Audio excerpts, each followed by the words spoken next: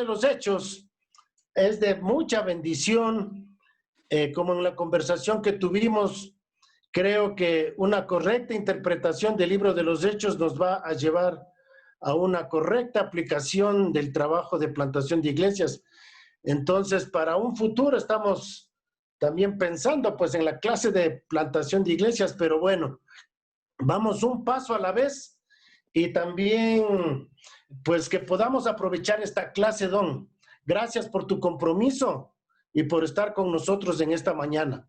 Que el Señor pues sea guiándonos y vamos a orar para que Dios sea guiándonos en esta mañana. Entonces, oremos. Padre, te damos gracias en esta mañana porque en tu soberanía, en tus propósitos eternos, Señor, estaba este tiempo donde nos podemos dedicar al estudio de tu palabra y a mirar, Señor, el libro de los Hechos. En esta mañana pedimos, Señor, que tú nos hables a través de la vida de Don Fanning. Señor, gracias te damos por él. Úsalo, Señor, y que tu Espíritu esté hablando a cada una de nuestras vidas, de nuestros corazones, a nuestro pensamiento. Señor, danos esa sabiduría que viene de lo alto. Señor, ilumínanos con tu Espíritu para poder entender tu palabra. Gracias te damos, Padre, en el nombre de Jesús. Amén. Gracias, Don. Entonces, es toda tuya la clase, Don. Bueno, ok. Entonces, estoy pensando que tantas cosas han pasado desde la semana pasada. Sabe que tengo 5 diferentes clases que enseño en Zoom cada semana. Oh, me confunde tremendamente. Necesito un cerebro mucho mejor que lo que tengo, pero básicamente tengo que aguantar con lo que tengo. Sí, entonces habíamos visto hasta Hechos en el capítulo 2, el versículo 38, y sí leímos hasta el 47 por ahí, pero creo que sería bueno empezar desde el 38 en esta mañana. Ya. Bueno, entonces, muy bien, gracias. Estamos viendo en este primer mensaje de Pedro, impresionante como él cita del Antiguo Testamento sin notas, sin apuntes, sin preparación. O sea, casi todos los mensajes que leemos en la Biblia son al momento. O sea, las circunstancias obligó un mensaje justamente sin haber sido anticipado ni preparado. Acusaciones o ante el juez, pero siempre es exactamente lo que el Espíritu quería que el mensajero o Pablo o Pedro se anuncia en aquel momento. Exactamente como Jesús prometió, de que si cuando le lleva delante de un juez o de un corte, no preocupe por lo que va a decir, que el Espíritu le va a dar las palabras en el momento justo. Muchos predicadores aprovechan esto para no prepararse, pero realmente es dado para las personas que están bajo las acusaciones. Ante el corte, el Señor va a darle la palabra para dar justamente cómo explicar el Evangelio ante los acusadores. Pero en este caso, Pedro está enfrente, evidentemente, de la casa alta, donde él estaba con los otros 120 personas que habían hecho ese gran ruido que llamó la atención a miles de personas, porque sabemos que hay 3,000 que se convierten. Entonces, obviamente, había miles de personas en las calles. pero muy apretado para saber qué está pasando. Obviamente ese ruido fue tan ruidoso, tan llamativo, que todo el mundo viniera para escuchar o ver qué está pasando. No, es que recuerde que no había viento, solamente el ruido del viento. Y fue todo enfocado en esta casa y que todo el mundo viniera. Y cuando llegaron la gente que, por tanta noticia, que todo el mundo adentro salieron afuera, estamos capaz en unas escaleras enfrente de la casa, poco arriba de la gente que están todo curioso de lo que está pasando, obviamente un señal muy fuerte. Y cuando llegaron la gente, todos tenían que pareciera como un fueguito sobre sus cabezas, que para los judíos eso indicó no la santidad, no la pureza, nada, solamente indicó que Dios está haciendo algo parecido a lo que hizo con Moisés y con Elías, que con este gran señal. Y también estoy pensando en otro, pero me escapó en el momento. Pero para los judíos el fuego es un señal que Dios está haciendo algo especial para este momento. Y justamente que ellos están anunciando algo en las lenguas de las personas que están. Recuerde que esta es una lengua literal que está anunciando 16 lenguas, por lo menos mencionados acá.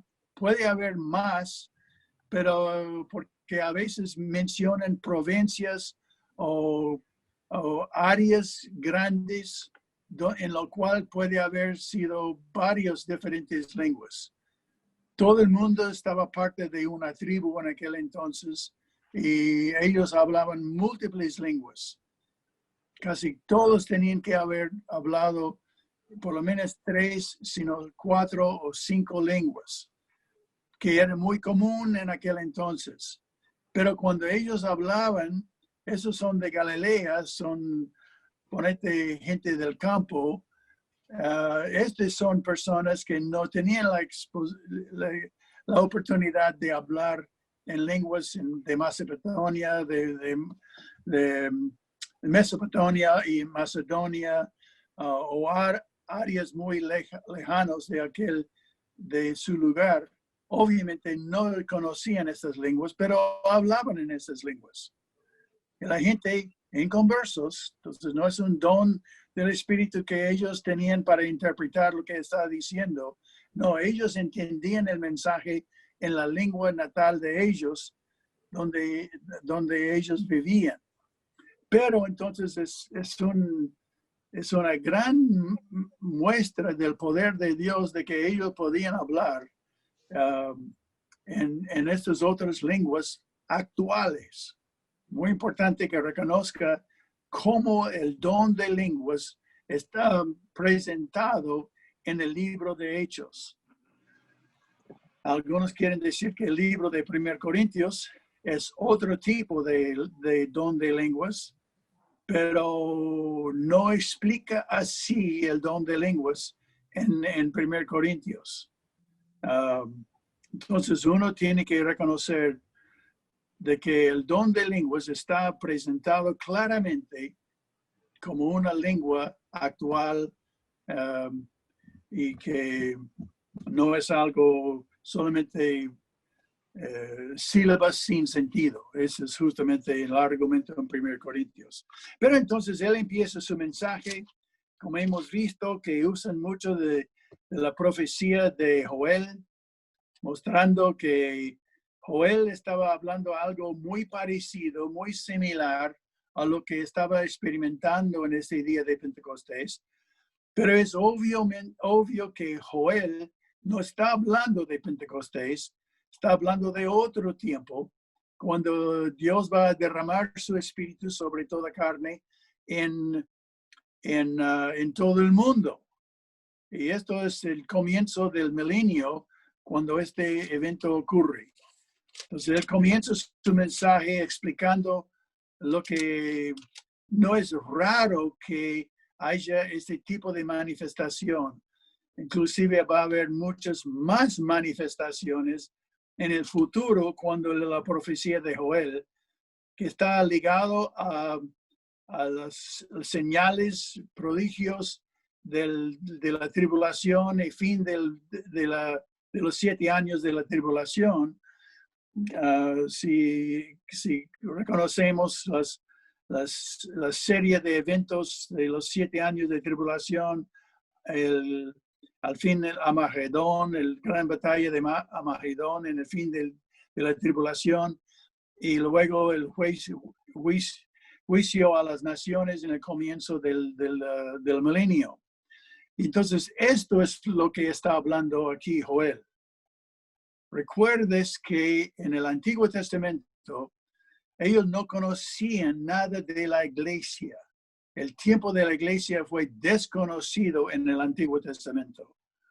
Solamente ellos conocían el tiempo hasta la crucifixión del Mesías, como él iba a ser cortado, según Daniel capítulo 9. Desde allí salta hasta el comienzo del milenio. El periodo de la iglesia es llamado en Efesios 2 y 3, que está llamado como un misterio. Es decir, que es una verdad no revelado antes. Entonces, nadie en el Antiguo Testamento tenía una revelación de la iglesia. O sea, que los profetas lo miran como las picas de las montañas, viendo un pico hasta la crucifixión. El siguiente pico de montaña era del comienzo del fin del periodo de la tribulación, y luego el comienzo de un milenio. Entonces, ellos vieron estos puntos y lo juntaron, pero no vieron nada de la iglesia. Entonces, no puede aplicar el capítulo 2 a la iglesia, porque los profetas del Antiguo Testamento, eso quedó como un misterio para ellos. Entonces, pero los eventos en el futuro eran muy similares a los eventos de Pentecostés. Eso tiene mucho que ver con la forma en que trata de aplicar los eventos de Pentecostés a este Joel. Pero recuerde, él está solamente explicando que está razonable lo que está pasando en el día de Pentecostés, aunque era completamente nuevo a todos ellos. Ni los apóstoles anticipaban lo que iba a suceder cuando Dios derramó su espíritu sobre los 120 y luego a todos los nuevos creyentes. Pero cuando llegamos al fin de su mensaje, vemos la conclusión, cuando ellos preguntaron, ¿qué haremos? Obviamente tenía mucho que ver que él hizo tan clara la condenación de que ellos habían crucificado el único Mesías que iba a venir, pero Dios prometió derramar su espíritu y que ellos iban a recibirlo, pero no sabían cómo hacerlo. Entonces Pedro explicó en versículo 38, arrepentíos, o sea, que cambie su mente, cambie su actitud, dejen sus falsas creencias, empieza a creer la verdad, y que también tiene mucho que ver con el pecado que había cometido especialmente contra Cristo en este contexto, de que ellos no habían crucificado a Cristo pensando que era falso. Ya tiene que cambiar su actitud. Ya no es un falso Mesías, es el verdadero Mesías, y aceptarlo como su Salvador. Y este es el concepto de arrepentidos. Por eso arrepentimiento no puede ser separado de creer, porque uno tiene que creer algo nuevo, algo que está revelado en la palabra. Y este es el sentido de la palabra arrepentimiento, de cambia su mente, es el sentido realmente de la palabra. cambie su mente en cuanto a pensar que es una buena persona. No somos buenas personas, somos pecadores, rechazados por la justicia y santidad de Dios. Pero entonces, si cambiamos nuestras mentes y admitimos que nuestra única esperanza es tener la misericordia de Dios y su gracia en nuestras vidas, es decir, gracia significa mérito sin merecer, o sea, favor que no tiene ninguna razón de tener este favor a Dios. Pero por gracia, Él nos acepta, por misericordia, Él perdona nuestros pecados. Entonces, cuando uno cambia esta actitud y también que sea bautizado cada uno en el nombre de Jesucristo para el perdón de los pecados. Recuerda que hablamos la vez pasada el sentido de la palabra para. Yo conozco a algunas personas que escribieron toda su tesis del doctorado con la palabra, sobre la palabra para en este versículo, mostrando que no significa para lograr, sino que a razón de, es la definición alternativa de la palabra para en griego, que es la palabra, preposición es, que puede significar para obtener o puede significar también a razón de. En este caso, tomamos la definición a razón del perdón de pecados. Si realmente hemos arrepentido y creído en Cristo, entonces tenemos ya el perdón y recibiréis el don del Espíritu Santo. Pero te das cuenta que comienza con la predicación, mostrándonos la diferencia, que no somos buenas personas, somos pecadores, que no merecemos la presencia ni favor del Dios, pero si estamos dispuestos a confiar en Cristo y creer en lo que Cristo hizo en la cruz del Calvario, entonces recibiremos todo el perdón de Dios. Ahora, quiero mostrarte algo, mientras que estamos hablando de esto, de recibir el perdón, es algo que está también muy confundido en varios sentidos, que el perdón no es solamente algo temporal ni momentario, pero es algo una vez por siempre. No estamos siendo perdonados. Estamos perdonados. Hay un versículo que está muchas veces no capta bien el sentido de estos en 1 de Juan 1, versículo 9, que dice de que, bueno, recuerde que antes de leerlo, quiero ver versículo 8, pero que tiene que entender el propósito del libro de 1 de Juan. Recuerden capítulo 5, versículo 13, dice que estas cosas os escribo a vosotros que creéis en el nombre de Jesucristo, que es para que sepas que tengas vida eterna. Es decir, de que Juan escribió el libro de 1 de Juan, la epístola de 1 de Juan, con el fin, con el propósito de que ellos tengan la seguridad de su salvación. Recuerdes que seguridad no viene por sentimientos. No es lo que yo me siento perdonado, me siento que soy creyente.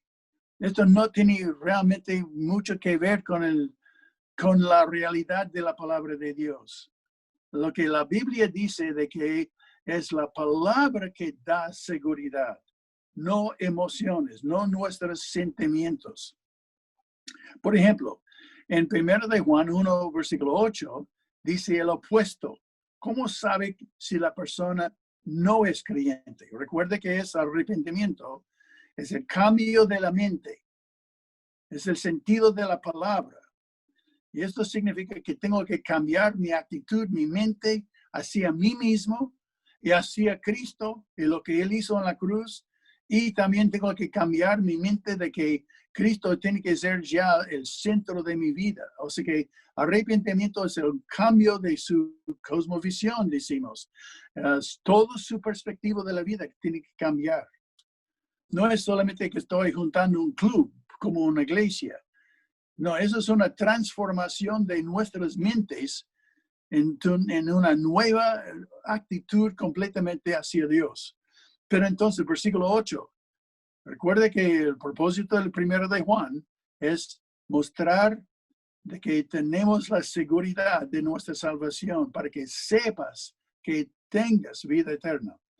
Versículo 8 dice que si decimos que no tenemos pecado, nos engañamos a nosotros mismos y la verdad no está en nosotros. Entonces, la primera manera de que uno puede saber que no es creyente, tiene que reconocer primero, sabe que una de las cosas importantes que recuerdas un tiempo cuando no eres creyente, cuando era perdido. ¿Recuerdas un tiempo cuando reconociste que eras perdido? Eso es muy importante que reconozca, porque si no reconozcas estás perdido, ¿cómo vas a ver la diferencia? Muy importante. Entonces, la primera cosa porque la verdad no está en nosotros, significa de que antes de poder conocer cronológicamente, antes de poder conocer por seguridad que tengas vida eterna, es que tienes que reconocer cuando no tuviste vida eterna. En este caso, la persona que dice que no, yo soy buena persona, yo cumplo con los 10 mandamientos y yo voy a la iglesia, soy bautizado, que soy muy bueno. Pensando en esto, indica de que la palabra no está en vosotros, no está en ellos. Porque cualquiera que conozca la palabra de Dios tiene que conocer que yo soy, por cuanto todos han pecado.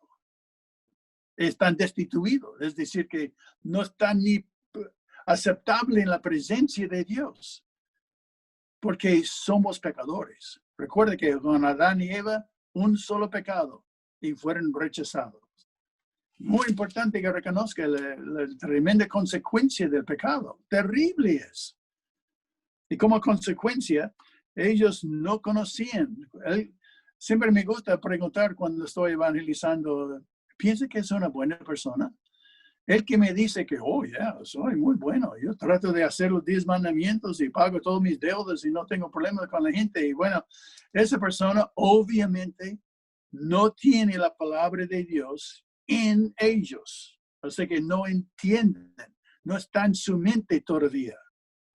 Entonces dice el versículo 9, fíjense bien en lo que dice, si confesamos nuestros pecados, al contrario, el inconverso no confiesa pecados, no reconoce que es pecador, siempre pensando que es una buena persona. Si confesamos nuestros pecados, Él es fiel, porque ha prometido, justo, porque Él pagó por los pecados, la única manera que puede ser justo, para perdonar nuestros pecados y limpiarnos de maldad, de toda maldad. No solamente la maldad de su pecado original, como dice algunos de los católicos, sino que para perdonar y limpiar. Ahora, estos dos son verbos. Y verbos tienen diferentes formas. Tienen una forma que es progresivo. Puede ser progresivo en el pasado, progresivo en el presente. El versículo, si fuese progresivo, estos verbos, sería de que Él es fiel y justo para estar perdonándonos nuestros pecados y limpiándonos de toda maldad. Pero el original no es progresivo. No es algo que continúe, es decir. Es una forma que se llama auristo. No tenemos esto en castellano ni en inglés. Auristo es una forma de verbo que significa una acción una sola vez, hecho para siempre. No está repetido, no está continuo, es una sola vez. Y realmente puede leer el versículo diciendo esto, de que Él es fiel y justo para perdonarnos una vez para siempre y limpiarnos una vez para siempre. ¡Wow! Esto es buenas noticias. No estamos siendo perdonados. Hemos hecho ya una vez para siempre perdonados. Esto es la libertad del creyente. Increíble esta noticia. Es realmente increíble. Pero esa es la tremenda beneficio y bondad del Evangelio. Entonces, muchos enseñan que tiene que ir confesando sus pecados diariamente para ser perdonado. No está diciendo esto. Recuerde, el versículo 9 está diciendo lo que sucede con los creyentes. El que realmente ha puesto su fe en Cristo sigue reconociendo que no merece su salvación, de que no tengo nada en mí que es favorable a Dios. No hay nada en mí. Yo soy un pecador y no merezco nada de su favor. Pero por la gracia de Dios, Él me ha perdonado una vez para siempre. Nunca más tengo que preocuparme. Él ha prometido de olvidar mis pecados, de echarlos desde el más oeste del este, de separarnos, nunca más va a recordarlos. Esta es una tremenda promesa para el creyente que ha puesto su confianza y fe en Cristo. ¿Quién no va a celebrar esto? ¿Quién no quiere dar gloria a Dios por el perdón que nos ha ofrecido? Es precioso saber esta tremenda bendición. Uno va a vivir su vida en gratitud para toda la eternidad, simplemente porque Cristo me ha perdonado. Y esa es la promesa que Dios ha dado en nuestra salvación por gracia, sin merecerlo. Y además, sigue diciendo, entonces, ¿quién no quiere estas tan buenas noticias? ¿Quién no quiere declararlo? Entonces, el bautismo, ¿qué significa? Porque yo he recibido este perdón tan gratuitamente, yo quiero anunciarlo a todo el mundo. La primera manera en que el creyente tiene que anunciar su perdón tan gratuitamente recibido es por manifestarlo en forma pública. La forma que usamos es una forma de bautismo por inmersión, simplemente porque es porque hemos recibido Cristo, hemos sido unidos, puesto en la muerte, sepultura y resurrección de Cristo. Y es por la muerte y sepultura y resurrección de Cristo que nos salva. Y la única manera que yo puedo ser salvo no es porque algo que yo hice, es por lo que Cristo hizo. Cuando Él murió en la cruz, y yo soy identificado con Él, porque Él me ha enviado su Espíritu. De parte de Él mora en mí, con consecuencia de que todo lo que pertenece a Él ya pertenece a mí. Es precioso. Esa salvación es tan fantástico, es increíble. ¿Quién no quiere anunciarlo? ¿Quién va a tener vergüenza de tan fantástico noticia que hemos recibido? Y eso es como Pedro predicó. Eso es el énfasis en el Nuevo Testamento, de que ellos entonces quieren anunciarlo y publicarlo por el bautismo en público. En ese entonces ellos habían unas piletas o piscinas alrededor del templo que usaron. Hay unas sanidades que veremos que en gente que estaban cerca, una de esas piletas o piscinas, o como se quiere llamarlo, no piscinas para nadar, pero la idea es de que ellos entonces usaron, supongo, esto para el bautismo, a menos no andaron hasta el río Jordán, pero probablemente aprovecharon las cantidades de agua que tenían en Jerusalén. Entonces él decía de que recibiréis el don del Espíritu Santo, porque para vosotros es la promesa. La promesa es de que recibiréis el Espíritu Santo cuando creéis. Y para vuestros hijos, todos los hijos que ponen su fe en Cristo, no automáticamente, sino cada individuo tiene que recibir. Pero la promesa es para todas las generaciones en sucesión después de tu vida también, de tu familia inclusive. Dice que para todos los que están lejos, o sea que hasta el fin del mundo, la promesa aplica a las tribus en la selva de Ecuador o en Colombia, donde yo vivía, o también en África, en Asia, cualquier parte más lejano del mundo. La promesa de que ellos van a recibir el Espíritu Santo igual que nosotros, que ponemos nuestra fe en Cristo Jesús. Increíble. Y uno va a cualquier de esos lugares, inmediatamente cuando reconozca a las personas que son creyentes, sientes tremenda amistad y unidad con ellos, igual como sus mejores familiares. Es impresionante la unión de todos los que han recibido a Cristo. Y luego sigue diciendo, y de que de los que están lejos, para cuántos el Señor nuestro Dios llamare. Recuerde que la llamada del Espíritu, lo que Dios está llamando, se llama a través, por medio del Espíritu, de la predicación de la palabra. En Romanos, capítulo 1, Pablo menciona esto. Cuando él dice en versículo 18, porque en versículo 16, porque no me avergüenzo del evangelio, porque es poder de Dios para salvación a todos aquel que cree, al judío primeramente y también al griego. Y luego dice de que porque que Dios está anunciando el evangelio a todos a través de la predicación de la palabra. Esto es la importancia de predicar el evangelio. Se llama también testificar.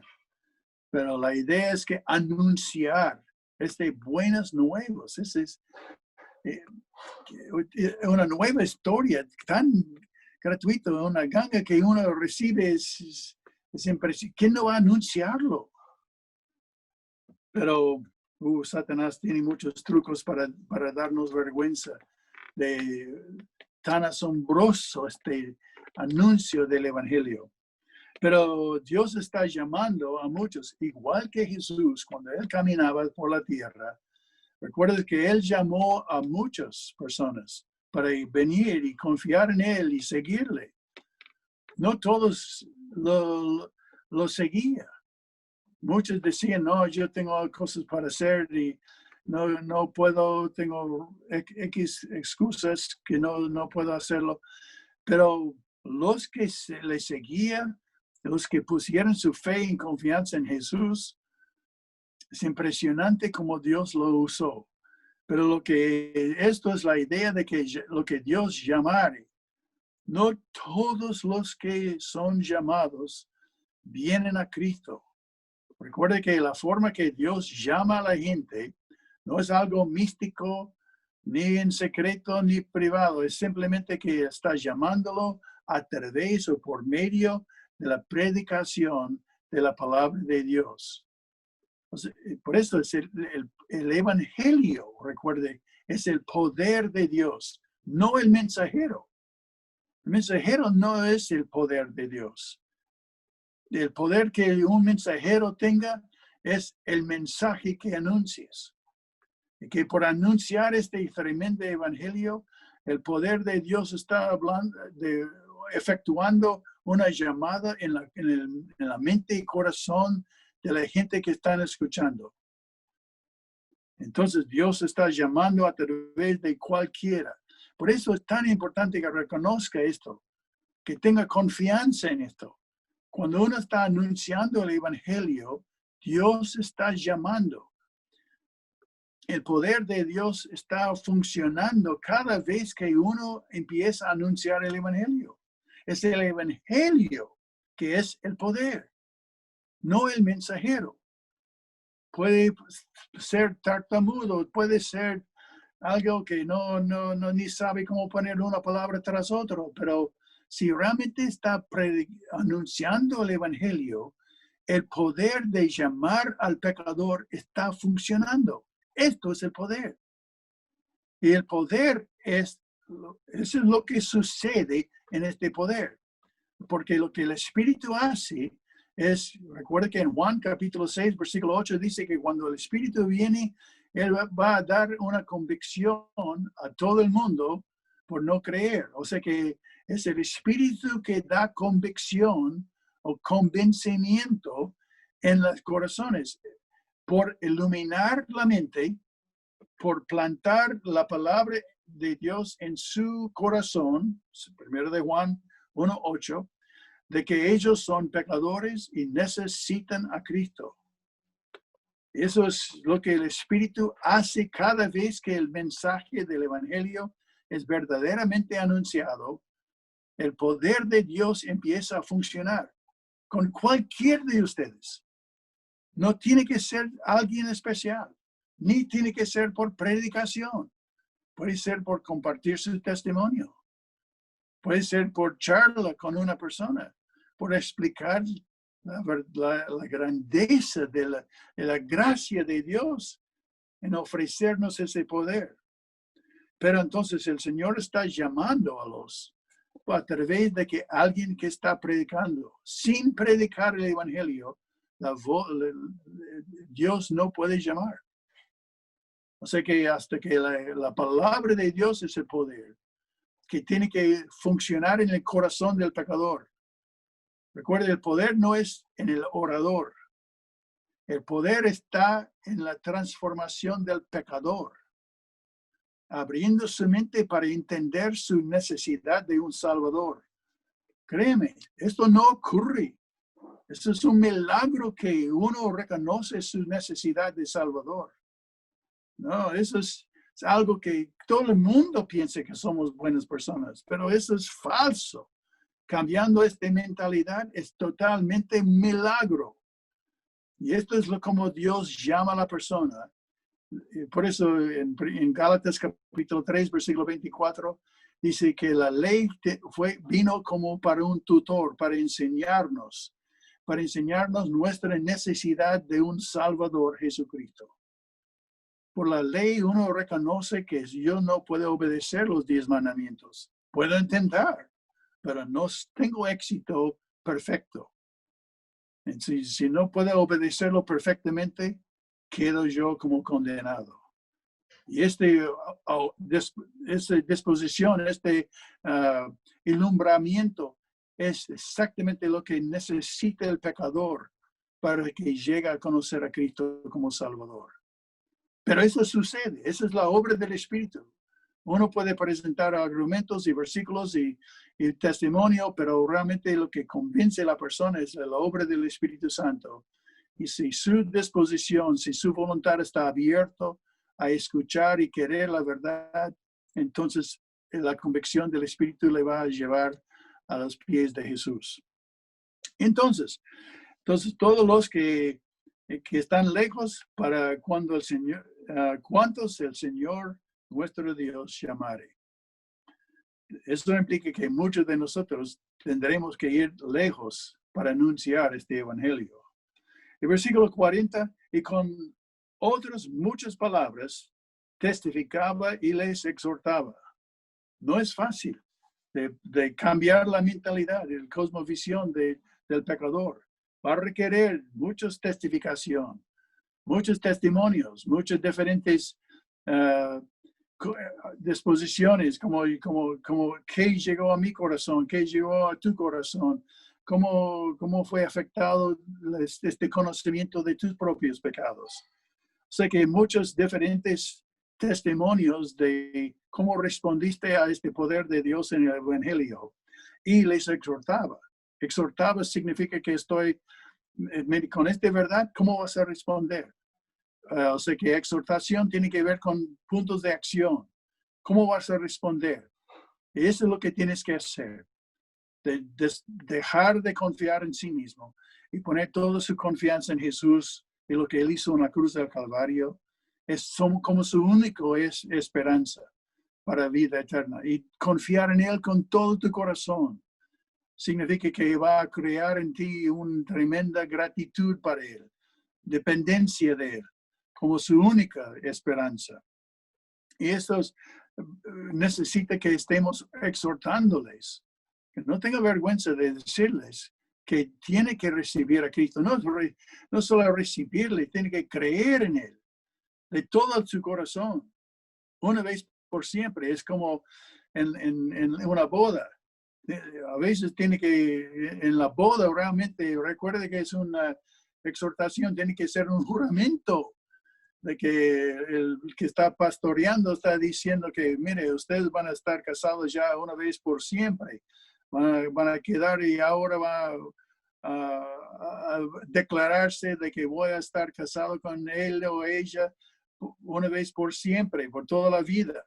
Realmente eso es lo que significa poner su fe en Cristo. Voy a confiar en Cristo una vez por siempre. No voy a perder mi confianza en Jesús, porque yo estoy casado con Cristo en mi salvación. Y tiene que ser exhortado para que tengan una fe realmente plantado en Cristo Jesús. Y diciendo, sed salvos de esta perversa generación, porque lo que cree en este mundo es perverso, mucha perversidad. Y si tiene que cambiar toda esta actitud de desear esta perversidad y cambiarlo a confiar en Cristo y desear la santidad de que Cristo te ofrezca como un regalo, y ya quiere que tu vida sea transformada. Pero entonces, de que seas salvo de toda esta perversidad que está en el mundo de hoy. Así que los que recibieran su palabra, ¿te das cuenta? Es que es la palabra que recibieron. No fue el acto de bautismo que les salvaron, sino que la palabra que les salvaron. Salvación está basado en palabras de Dios. Tiene que reconocer de que la nueva vida viene a través de confiar en las palabras de Dios, no en hechos o ritos o ceremonios. Nada exterior puede cambiar interior, solamente por cambiar su forma de pensar de la realidad, de la verdad, y confiar totalmente en Cristo Jesús. Entonces, por eso dice de que recibieran su palabra, fueron bautizados. Entonces, si ellos están dispuestos a realmente confiar en Cristo como su único y suficiente Salvador, como decimos, entonces fueron bautizados públicamente, anunciando que son parte de Cristo. Se añadieron aquel día como 3,000 personas. Interesante, ya tengo el número que es, alguien está contándoles, no exactamente 3,000.0, pero es como un número redondo. No sabemos exactamente, poco más o poco menos, pero la idea fue 3,000 personas que aceptaron a Cristo. Dice personas significando hombres y mujeres. Y perseveraban en la doctrina de los apóstoles. Es la primera cosa que siempre enseñamos en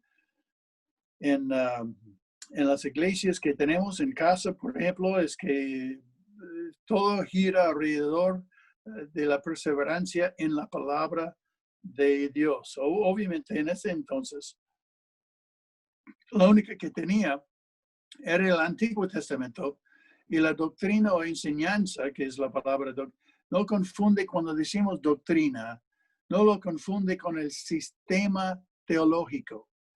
O sea que no estamos hablando en doctrina aquí del sistema, o sea, calvinista, arminianista o otro estilo o sistema de teología.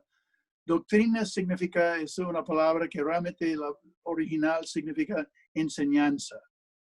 Simplemente enseñanza. Entonces ellos perseveraban en la enseñanza de los apóstoles, oralmente, porque no tenían nada escrito y no iba a tener nada escrito por prácticamente 20 años, 25 años. Impresionante como ellos dependían de su enseñanza oral en aquel entonces. Pero ellos perseveraban en esto. Y seguro que sabe cómo hacemos esto. Es que cuando reunimos en casa, no tenemos necesariamente predicación. Predicación muchas veces ocurre afuera de la casa. Pero cuando estamos juntos, queremos que todos están descubriendo el sentido de la palabra de Dios. Entonces, usamos las 6 preguntas. Seguro que todos sepan las 6 preguntas. ¿Qué dice el texto de Dios? ¿Qué dice el texto del hombre?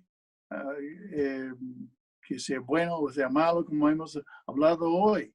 ¿Qué dice el texto en cuanto a lo que es pecado? ¿Qué dice el texto en cuanto a mandamientos? ¿Qué dice el texto en cuanto a un ejemplo para seguir? ¿Qué dice el texto en cuanto a una promesa que es aplicable a nosotros para clamar y en qué confiar? Entonces, hemos hablado de mucho de esto en el transcurso de esta mañana, pero lo que quiero decirles es que perseveraban en esto y se reunían con esto en el concepto de que no es solamente para escucharlo, sino que qué vamos a saber, qué vamos a hacer con respecto a lo que estamos escuchando en la palabra. Porque mucho de la exhortación, de la palabra de los apóstoles, tenían exhortaciones, tenían lo que se llama imperativos. Y una de las cosas que buscamos son los diferentes mandamientos. Y capaz que sepas que hay como 370 diferentes mandamientos muy claramente expresado en el Nuevo Testamento. Tenemos que, cuando leemos la palabra, tenemos que ir buscándolos, porque son los mandamientos que Jesús espera que conozcamos y que obedezcamos estos mandamientos. Esa es su esperanza de nosotros. Por eso tenemos que perseverar en esto. Y además de que en la comunión unos con otros. Y parte de esta comunión es que somos parte de la vida de la otra persona. Cuando usamos la palabra comunión, no estamos diciendo que estamos en comunión contigo porque no tenemos nada en contra, no tenemos ninguna enemistad, no tenemos ningún conflicto entre nosotros. Eso no significa, no es el sentido de la comunión. La palabra comunión significa que somos parte del uno a otro. Pablo lo escribió en 1 Corintios capítulo 12. En ese sentido, somos miembros unos de los otros. Igual que somos parte de Cristo. Inclusive, Pedro, cuando luego escribe su epístola, en segunda epístola de Pedro, en versículo 4 y 5, él habla con grandes promesas que nos ha sido dado con su gran poder, que promesas tremendas en que confiar para la salvación. Por medio de esto hemos recibido la participación en la naturaleza divina. La participación ahí es la misma palabra, aquí traducido comunión. Es la palabra koinonia.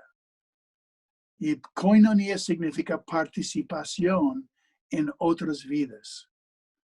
Eso implica que tenemos la misma unidad con los demás hermanos, como tenemos la misma unión participación que tenemos con Cristo. ¿Por qué? Porque es el Espíritu Santo que hace esta unión. Y esta participación, el que tiene el Espíritu es parte de mí y yo soy parte de él porque compartimos el mismo Espíritu.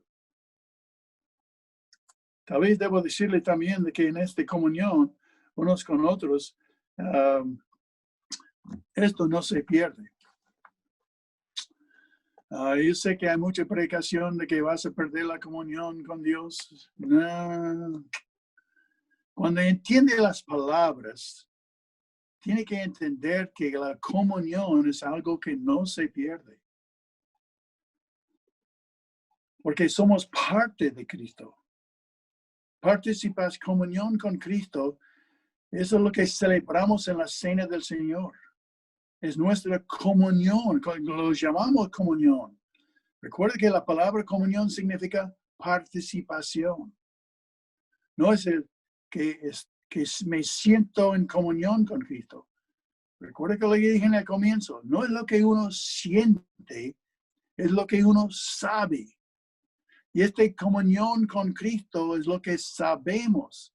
Hemos sido perdonados una vez para siempre y limpiados una vez por siempre.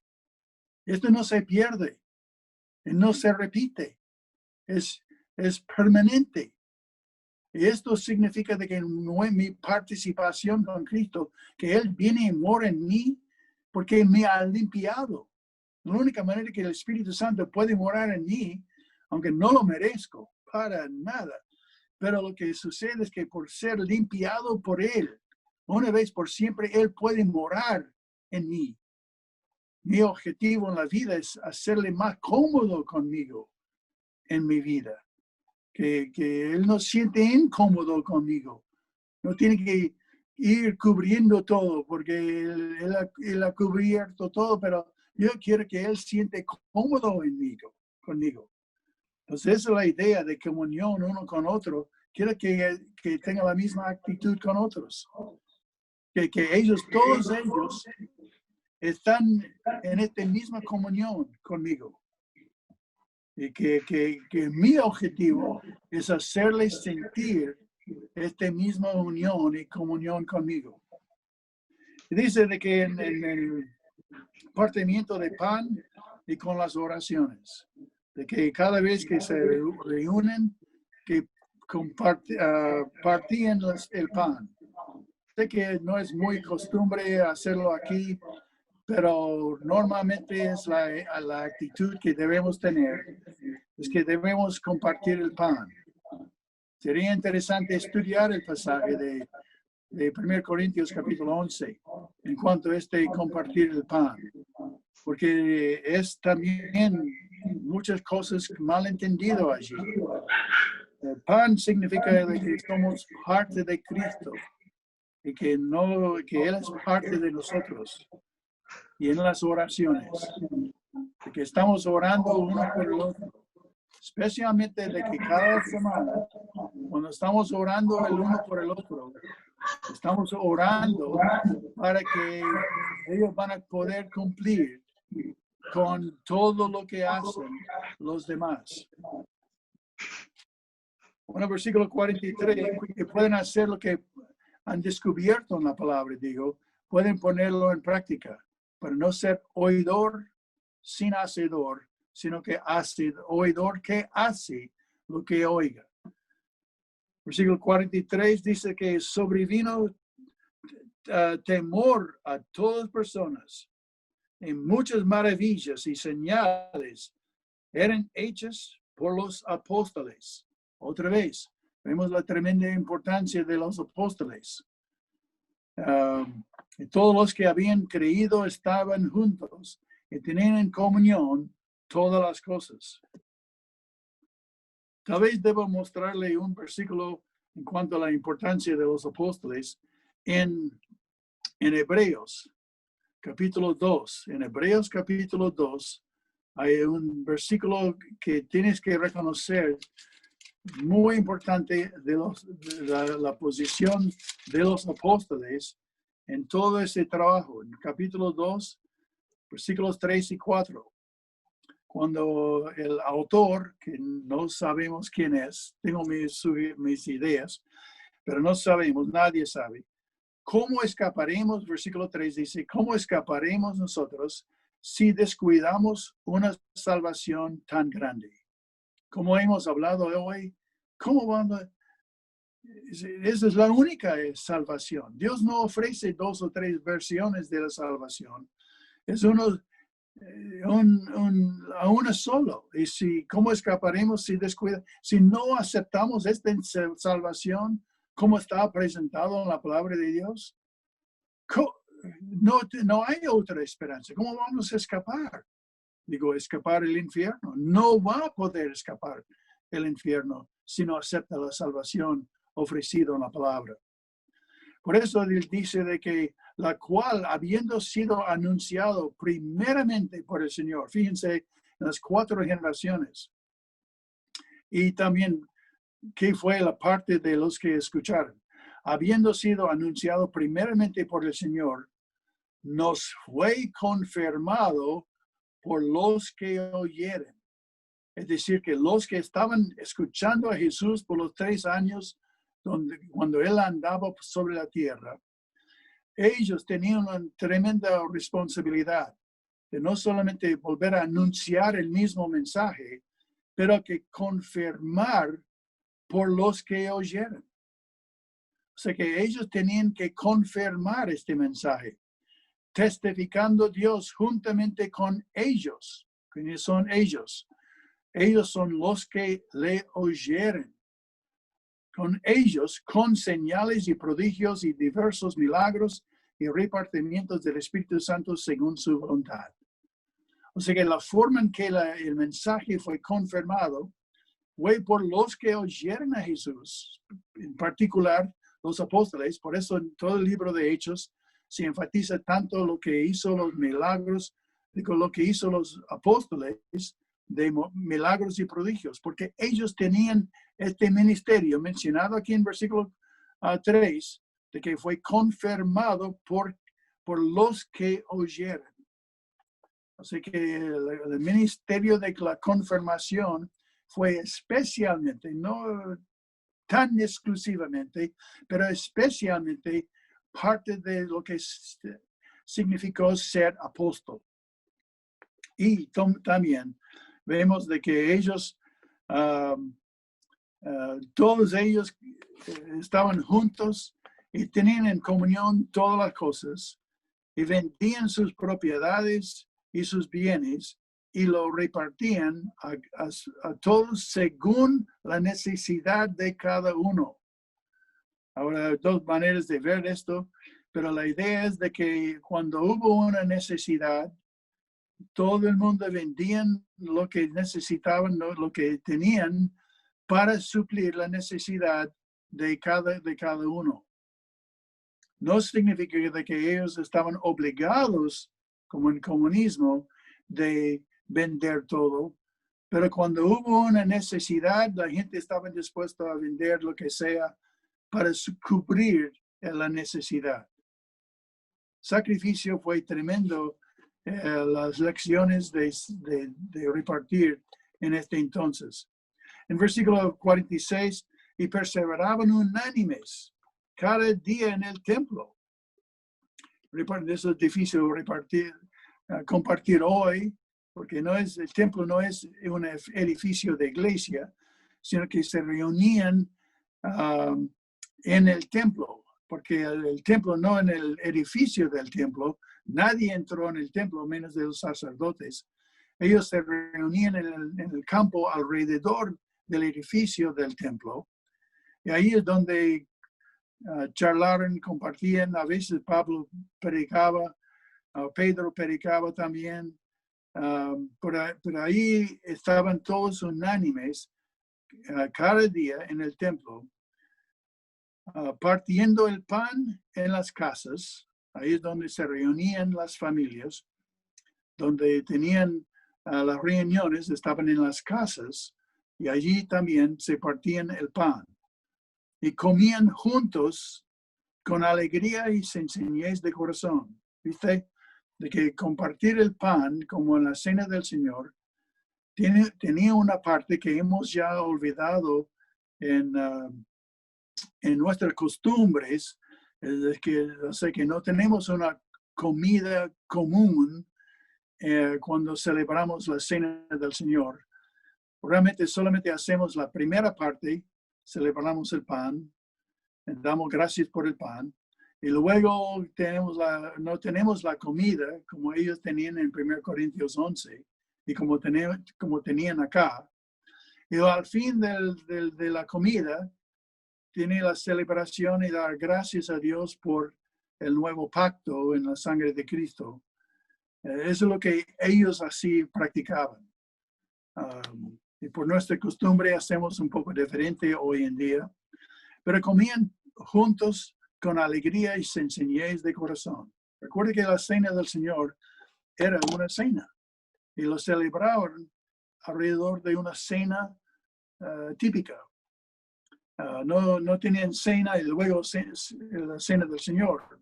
No es una sola cosa bíblicamente, pero estaba bien porque cumplimos el propósito de la cena del Señor, reconociendo que no hemos olvidado el tremendo precio que Cristo pagó en la cruz del Calvario para perdonarnos todos nuestros pecados. Y alabamos a Dios, siempre dando alabanza por la verdad de la salvación que tenemos en Cristo, por su gran amor, por su gran fidelidad a nosotros. El Señor añadía cada día a la iglesia a los que habían de ser salvos, porque era tan gracioso, tan especial ser parte de un grupo tan unido, tan celebratorio, o sea, que a ellos les gusta tanto lo que tienen en Cristo, que estaban dispuestos a... Este es un grupo que no tenía amargura y quejas y negativismos. Todos son positivos porque Cristo les limpió y somos unidos en Él. Amamos a cada uno tanto que amamos a Cristo. Es un buen dicho. Espero que entiendas que no estoy exagerando. No vas a alabar a Dios ni vas a amar a Dios más que amas el uno al otro. Y esta es la unidad que hay en esta iglesia que estamos viendo. Bueno, tomamos un descanso y Pablo puede decir lo que quiere decir. Sí, gracias, Don. Qué bendición poder compartir esto y pues todas estas verdades es como que quiere explotar nuestro corazón porque son demasiado grandes, ¿verdad? Un perdón totalmente infinito, un perdón que es una vez y para siempre, una identificación y estar unidos con Cristo y que todo lo que le corresponde a Él es de nosotros ahora también. ¡Wow! Eso como que quiere. ¿Y en dónde cabe todo eso? Entonces es demasiado grande porque no son solo palabras, o sea, es una realidad y queremos explotar de todas estas realidades, de estas verdades, pero al mismo tiempo entender de que para los judíos pues no podían ver este valle que era la iglesia. O sea, ellos no estaban comprendiendo todo lo que estaba pasando en ese momento. Es como que ellos estaban enfocados y diciendo, bueno, parece que ya vamos a experimentar el reino ahora. Y porque la iglesia es presentada como un misterio. Y entonces, y ahí viene la confusión, o sea, ¿qué mismo estaba pasando con ellos? Estaban experimentando este poder de Dios grande, pero sin entender que estaba siendo creado un nuevo hombre. Entonces, y ahí viene para la confusión, ¿no? si no interpretamos bien y entendemos qué es lo que estaba pasando. Entonces, son demasiadas cosas grandes, hermosas, eternas, pero a la verdad tratando de vivirla en un mundo de pecado, en un mundo real, estas cosas que son demasiado grandes, ¿no? Entonces, algo sobrenatural que está pasando en la vida de las personas. Entonces, es como que no se puede asimilar solo con la cabeza esto, sino que es algo maravilloso, ¿no? Amén.